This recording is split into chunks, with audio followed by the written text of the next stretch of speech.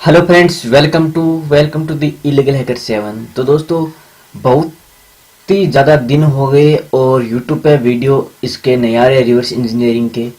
ठीक है। तो दोस्तों, उसका मेन जो कारण है वो ये कि कुछ काम से बाहर गया था, तो उसके कारण नहीं बना पाया। लेकिन कुछ काम पूरा करने के बाद में अभी घर लौटे हैं, तो सोचा कि आप लोगों के लिए फिर से रेडी हो जाए, आप लोगों के लिए कोर्स बनाने के लिए और वीडियो बनाने के लिए फिर से रेडी हो जाए। तो यहाँ पे दोस्तों, आज हम कुछ और टेक्निक सीखने वाले हैं। ठीक है, रिवर्स इंजीनियरिंग की। तो यहाँ पे मैं एक सॉफ्टवेयर है जो पीडीएफ साइनर, एक सॉफ्टवेयर है जो आपके जो पीडीएफ डॉक्यूमेंट होता है उनको सिक्योर करता है। पासवर्ड उस पर आप लगा सकते हो, इनक्रिप्शन आप इस पे यूज कर सकते हो। ठीक है, और अपने सिग्नेचर भी उसमें ऐड कर सकते हो अगर आपका पर्सनल पीडीएफ डॉक्यूमेंट है जिसके ओनर आप खुद हो। लेकिन बात यहाँ पे आती है, सॉफ्टवेयर ऐसे बहुत सारे मिल जाएंगे, लेकिन सब सॉफ्टवेयर इतने काम के होने के कारण बहुत ज़्यादा पेड और उनकी प्राइस हाई होती है। ठीक है, तो अपन लोग उनको क्या करते हैं कि रिवर्स करना पड़ता है, क्योंकि इतनी प्राइस के सॉफ्टवेयर अपन लोग बाई नहीं कर सकते, क्योंकि हम सब स्टूडेंट होते हैं और स्टूडेंट की लाइफ में हमें भी इन सॉफ्टवेयर की ज़रूरत पड़ती है, लेकिन हम इनको बाई नहीं कर सकते। तो यहाँ पे मेरे पास सॉफ्टवेयर है, इसको आज हम सब भाई मिलकर करेक्ट करेंगे और आप भी इस पर ट्राई करना, अगर हो जाए तो अच्छी बात है। ठीक है, तो यहाँ पे पीडीएफ साइनर एक सॉफ्टवेयर है, इसको मैं आपको ओपन करके दिखा देता हूँ सबसे पहले। तो ये सॉफ्टवेयर है, इसके अंदर आपको 30 दिन का एक्सपायरेशन डेट मिल जाएगा कि 30 दिन बाद ये सॉफ्टवेयर काम करना बंद कर देगा। ठीक है, और अगर हम हेल्प के अंदर जाएंगे और रजिस्टर में जाएंगे तो यहाँ पे इंटर दी रिसीव लाइसेंस कोड और लाइसेंस टू। तो यहाँ पे अगर आपने कंपनी से सॉफ्टवेयर बाय किया है तो वो आपको एक कोड प्रोवाइड करेंगे और उसी कोड को आप यहाँ पे डाल के इस सॉफ्टवेयर को रजिस्टर कर सकते हो, अन्यथा आप इस सॉफ्टवेयर को रजिस्टर नहीं कर सकते। ठीक है, तो इस सॉफ्टवेयर को आज हम यहाँ पे एक्सपायरेशन इन 30 डे, इस पे यहाँ पर रजिस्टर्ड टू, इस सॉफ्टवेयर को हम परमानेंट रजिस्टर करेंगे। ठीक है, परमानेंट इसको लाइसेंस करेंगे। तो वही चीज़ आप आज हम देखने वाले हैं। ठीक है, इस सॉफ्टवेयर का लेटेस्ट वर्जन है 9.0, तो इसी को हम आज करेक्ट करेंगे। तो यहाँ पे अपन को करना क्या है कि सॉफ्टवेयर को सिंपली यहाँ पे क्लोज कर देना है। उसके बाद में आपको करना क्या है कि जो सॉफ्टवेयर है उस सॉफ्टवेयर को एक बार चेक कर लेना पैकर एंड डिटेक्टर से कि यह सॉफ्टवेयर कौन सी लैंग्वेज में बना हुआ है। तो यहाँ पे मैंने इसको चेक किया था, आपको चेक करना है तो आप पिछले वीडियो देख सकते हो। तो मैंने इसको चेक किया तो इसमें डॉट नेट पे ये बना हुआ है विजुअल बेसिक में। ठीक है, और उसमें ऐसा कोई प्रोटेक्शन यूज नहीं किया हुआ है कि हम इसको अनपे करने की जरूरत पड़े। तो इसको अगर ये डॉट नेट का है सॉफ्टवेयर तो इसको अपन DNSPy और डॉट नेट रिफ्लेक्टर में इसको आप करेक्ट कर सकते हो बहुत ही आसान तरीके से। तो अपन क्या करेंगे, सबसे पहले जहाँ पे सॉफ्टवेयर इंस्टॉल किया गया है उसकी फाइल लोकेशन में जाएंगे। ठीक है, तो यहाँ पे इसकी फाइल लोकेशन में जाएंगे, तो यहाँ पे प्रोग्राम फाइल 86 के अंदर अपन को सिक्योर सॉफ्टवेयर नेम के फोल्डर के अंदर पीडीएफ साइनर के अंदर ये आपको सारा इसका इंस्टॉल फाइल मिल जाएगी, चाहे वो .dll फाइल हो, चाहे वो .config फाइल हो और चाहे वो .exe फाइल हो। तो यहाँ पे आपको ये सॉफ्टवेयर मिल जाएगा अपनी कंप्यूटर की सी ड्राइव में। उसके बाद में यहाँ पे आपको करना है क्या, जो मेन .exe फाइल है जिसको हम चलाना चाहते हैं, जिसको हम रजिस्टर करना चाहते हैं, उसको आपको करना क्या है कि जो DNSPy है उसके अंदर लोड कर देना है। ठीक है, सिंपली। तो यहाँ पे मैं DNSPy के अंदर इसको लोड कर सकता हूँ। अब सॉफ्टवेयर पे बात आती है कि अगर सॉफ्टवेयर 32 बिट का है तो आप 32 बिट का DNSPy यूज करें, और सॉफ्टवेयर अगर 64 बिट का है तो आप 64 बिट का जो DNSPy टूल्स है उसका आप यूज कर सकते हो। ठीक है, अब DNSPy क्या चीज़ होती है वो आप मेरा कोर्स बाय करके ही सीख सकते हो, और वैसे भी मैंने ट्यूटोरियल्स डाल दी है इंटरनेट पे, तो आप वहीं से भी इसको डाउनलोड कर सकते हो ट्यूटोरियल्स को। तो यहाँ पे पीडीएफ साइनर लोड हो गया है। उसके बाद में आपको करना क्या है कि इसकी मेन एंट्री पॉइंट पे जाना है। दोस्तों हर एक सॉफ्टवेयर का एंट्री पॉइंट होता है और एंट्री पॉइंट उस चीज को कहते हैं जहां से सॉफ्टवेयर रन करता है, जहां से सॉफ्टवेयर की फंक्शनलिटी वर्किंग करती है। तो यहाँ पे हम गो टू एंट्री पॉइंट पे चले जाएंगे। तो यहाँ पे अपन जैसे ही गो टू एंट्री पॉइंट पे जाते हैं तो आपको पता है कि जैसे ही हम किसी सॉफ्टवेयर को ओपन करते हैं तो उसके अंदर मेन फॉर्म ओपन होता है। तो मेन फॉर्म के अंदर अगर पहले रजिस्ट्रेशन फॉर्म ओपन होगा तो वो मेन फॉर्म होगा। उसके बाद में जब अपन उसको रजिस्टर कर लेंगे तो उसके बाद सेकंड फॉर्म ओपन होगा। लेकिन यहाँ पे रजिस्ट्रेशन मेन फॉर्म पर नहीं है। देखो आपको दिखा देता हूँ। यहाँ पे अपन जैसे इसको पे क्लिक करेंगे तो यहाँ पर देखो ये डायरेक्ट सॉफ्टवेयर रन हो जाएगा और काम भी करेगा। 30 डे तक काम करेगा। तो ये इसका मेन फॉर्म है, ठीक है। इसका सेकंड फॉर्म तब होता है जब इसका मेन फॉर्म पे प्रोटेक्शन लगा हुआ होता है या लाइसेंस की लगी हुई होती है। लेकिन यहाँ पे इसके लाइसेंस की फॉर्म ओपन होने के बाद ये मांग रहा है, ठीक है। तो यहाँ से इसको क्लोज कर देते हैं, वापस DNS में आ जाते हैं और उसके बाद इसका जो मेन फॉर्म है इसके अंदर अपन चले जाते हैं, ठीक है। इसके अंदर चले जाते हैं। यहाँ पे आपको ऐसा कुछ भी नहीं मिलेगा। यहाँ पर अगर आप देखो यहाँ पे एक इजी signfiles.com पीडीएफ साइनर, ये इसकी वेबसाइट है। आप डायरेक्ट यहाँ से बाय कर सकते हो या इस साइट पे आपको यह पहुंचा देगा, ठीक है।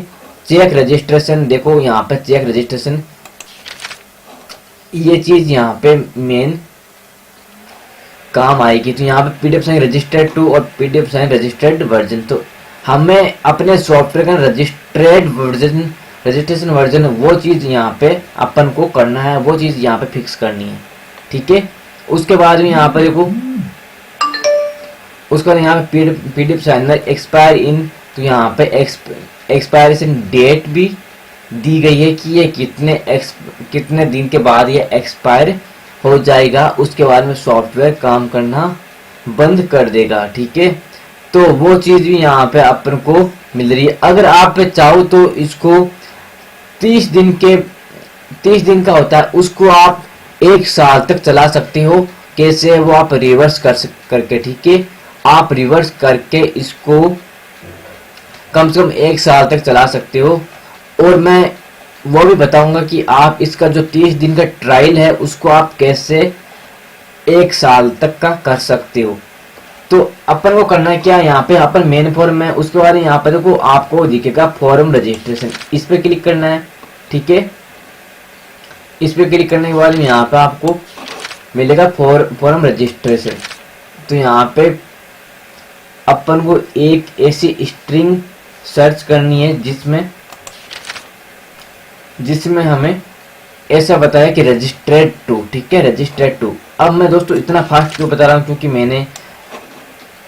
मैंने बहुत सारी चीज़ें स्लो में बता दी है DNS फाइल की कैसे ये चीज़ें अपन को मिलती है, तो इसीलिए ये एडवांस में बता रहा हूँ। तो यहाँ पे वो क्रिएट एक्सपायरेशन डेट, ठीक है, यहाँ पे 31.0 दिया है। तो आप इसको चेंज कर सकते हो 1 साल के लिए, ठीक है। 1 साल के लिए चेंज हो जाएगा। ये आप खुद करके दिखाना। मैं यहाँ पर आपको यहाँ पर डेट चेंज करके नहीं दिखाऊंगा, ओनली आपको इसका रिवर्स करके दिखाऊंगा ताकि आप कुछ सीख सको, ठीक है। तो यहाँ पे क्रिएट एक्सपायरेशन डेट्स में आप जो एक्सपायरेशन डेट है उसको आप क्रिएट कर सकते हो, मॉडिफाई कर सकते हो। उसके बाद में आपको डिक्रिप्ट इनक्रिप्ट, ये स्ट्रिंग है जो की के लिए यूज की हुई है इस सॉफ्टवेयर में। ये सॉफ्टवेयर ऑफलाइन है तो इसमें की यूज की हुई है, लेकिन इनक्रिप्टेड की है, ठीक है। इनक्रिप्टेड फॉर्म में मिलेगी अपन को, अपन इसको डिक्रिप्ट भी कर सकते हैं। तो उसका गेट एक्सपायरेशन डेट, इस पर आप क्लिक करोगे तो जो भी डेट है वो आप उसको आप चेंज कर सकते हो बहुत ही इजी तरीके से, ठीक है। 30 डे से आप 40, 50, 100 डे जो आपकी मर्जी हो उतना आप कर सकते हो। उसके बाद में गेट लाइसेंस कोड, तो ये तो अपन तब ये लाइसेंस की ला सकते हैं जब प्रोवाइडर अपन को लाइसेंस की दे। उसके बाद में यहाँ देखो इज रजिस्टर्ड, ठीक है, इज रजिस्टर्ड और रजिस्टर्ड टू स्ट्रिंग। यहाँ पे अपन के पास दो, तो यहाँ पे इज रजिस्टर्ड है, इस पे जाएंगे क्योंकि अपन को यही स्ट्रिंग चाहिए कि अपन के पास सॉफ्टवेयर पे आना चाहिए कि ये रजिस्टर्ड टू, ये इस नेम से रजिस्टर्ड है। तो यहाँ से अपन को रिवर्स करना है। और देखो यहाँ पे कोई भी, चाहे दुनिया का कोई सा भी सॉफ्टवेयर हो, उसके अंदर एक चीज आपको जरूर मिलेगी, कंडीशन। कंडीशन के बिना किसी सॉफ्टवेयर में कोई काम नहीं होता है। लाइसेंस की भी डिपेंड करती है कंडीशन पर, ठीक है। अगर आपने कंडीशन सही डाली है और कंडीशन ट्रू हो गई तो वो फिर सॉफ्टवेयर को रजिस्ट्रेशन कर देगा। तो यहाँ पर देखो इफ के अंदर रजिस्ट्रेशन दिया गया है, रजिस्ट्रेशन मेथड और इज डिफॉल्ट रजिस्टर्ड, रिटर्न करना ट्रू है। अब यहाँ पे बूलियन रिजल्ट, देखो बूलियन रिजल्ट यहाँ पे ट्राई के अंदर आपको क्या मिलेगा। अब ट्राई कैच ये क्या, ये आपको मेरे जो कोर्स है सीसाप के ऊपर मैंने बनाया है, उस पर आपको ये सब चीज मिल जाएगी फॉर रिवर्स इंजीनियरिंग के लिए। तो यहाँ पर यूजिंग, यहाँ पर ट्राई और केस के अंदर अगर आपका सॉफ्टवेयर रजिस्टर्ड तब होगा जब सॉफ्टवेयर कंपनी ने आपको लाइसेंस की दी हो। तो यहाँ पे आपकी जो कंडीशन है वो ट्रू हो जाएगी तो सॉफ्टवेयर रजिस्ट्रेशन हो जाएगा। लेकिन आपके पास की नहीं है और आप गलत की या वेरों की डालोगे तो यहाँ पे कंडीशन फेल्स होगी और ये आपको इस कंडीशन से बाहर निकाल देगा कि यहाँ पे जो आपने डाली है वो रियल सेल की नहीं है, वो कंपेयर करेगा इस सॉफ्टवेयर के अंदर ही। तो अपन को करना क्या है, ये जितनी भी जो कंडीशन है उसको अपन को फेल्स करना है, सॉरी सेल उसको ट्रू करना है। क्योंकि कंडीशन फेल्स कब होगी, जब अपन वेरोंग सेल की डालेंगे तब अपन को बाहर ले जाके ये गिरा देगा। तो इसके लिए अपन क्या करेंगे, इसको इस पूरे फॉर्म को मॉडिफाई करेंगे। तो मॉडिफाई करने के लिए अपन क्या करेंगे, राइट क्लिक करेंगे और यहाँ पे एडिट मेथड शीशा पे क्लिक करेंगे। तो यहाँ पे डिकम्पाइलेशन होगा। उसके बाद अपन को करना है क्या कि यहाँ पर जो मेन कंडीशन है, इस कंडीशन को यहाँ से अपन को डिलीट कर देना है, ठीक है।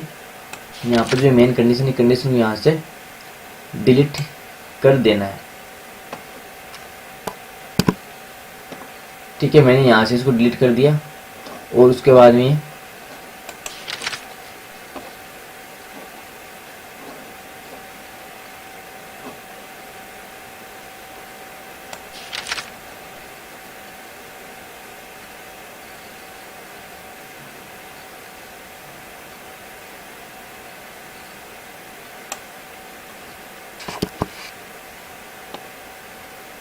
तो दोस्तों यहाँ पे अपन ने क्या किया, इसको यहाँ से डिलीट कर दिया, ठीक है। उसके बाद में आपको करना है क्या, जो है मेन रिजल्ट है इसको आपको यहाँ पे ट्रू कर देना है, ठीक है। फिर से इसको ट्रू कर देना, क्योंकि हमें कंडीशन है उसको ट्रू करना है। तो ट्रू अपन को यहाँ पे करने के लिए इसको फिर इसको ट्रू में कन्वर्ट कर दिया। और उसके बाद यहाँ पे करना है क्या, यहाँ पे देखो एरर आ रही थी क्योंकि यहाँ पे अपन ने सेमीकोलन वगैरह में कुछ गड़बड़ कर दी थी। उसके बाद यहाँ पे आपको करना है क्या, कंपाइल करना है इसको, ठीक है। कंपाइल करने के बाद यहाँ पे कंपाइल हो जाएगा। कंपाइल होने के बाद आपको करना है कि सिंपली सेव, जो ऊपर सेव मेनू दी गई इस पर क्लिक करना है, सेव बटन पे। और यहाँ पे आपको जो भी आपने पेज बनाया उस पेज को आपको कहीं पर भी सेव करना है। जैसे मैं डॉक्यूमेंट में इसको सेव कर देता हूँ और यहाँ पे इसका नेम देता हूँ, ठीक है, 4 और यहाँ पे इसको सेव कर देता हूँ और यहाँ पे इसको भी सेव कर देता हूँ। तो यहाँ पे ये सेव हो गया। अब आपको यहाँ से इसको क्लोज कर देना है और यहाँ पे वापस डॉक्यूमेंट में चलना है और यहाँ पे जो आपने PDF साइनर सामान इसको किया है, इसको आपको यहाँ पे कॉपी पेस्ट कर देना है।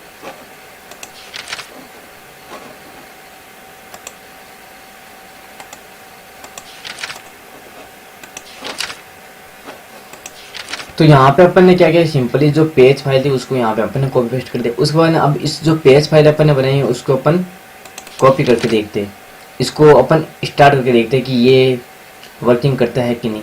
तो यहाँ पे देखो रजिस्टर्ड वर्जन यहाँ पे शो होने लग गया। उसके बाद यहाँ पे देखो जो बाई और रजिस्ट्रेशन मांग रहा था वो भी यहाँ पे अपन को नहीं दिखाई दे रहा। तो इस प्रकार आप किसी भी जो सॉफ्टवेयर है उसको करेक्ट कर सकते हो। यहाँ पे देखो पहले रजिस्ट्रेशन का जो मेन्यू था वो आ रहा था, लेकिन अब यहाँ पे रजिस्ट्रेशन का बटन भी शो नहीं हो रहा है। तो इस तरह से आप .NET के सॉफ्टवेयर को करेक्ट कर सकते हो या रिवर्स कर सकते हो। तो दोस्तों ये वीडियो आपको पसंद आया तो प्लीज़ लाइक कीजिए, शेयर कीजिए। और आप अगर और ज़्यादा डीप में सीखना चाहते हो रिवर्स इंजीनियरिंग तो आप मेरे 5 कोर्स ले सकते हो, जिसमें 0 से लेकर एडवांस तक रिवर्स इंजीनियरिंग का नॉलेज दिया गया है, ठीक है दोस्तों। तो वीडियो देखने के लिए धन्यवाद।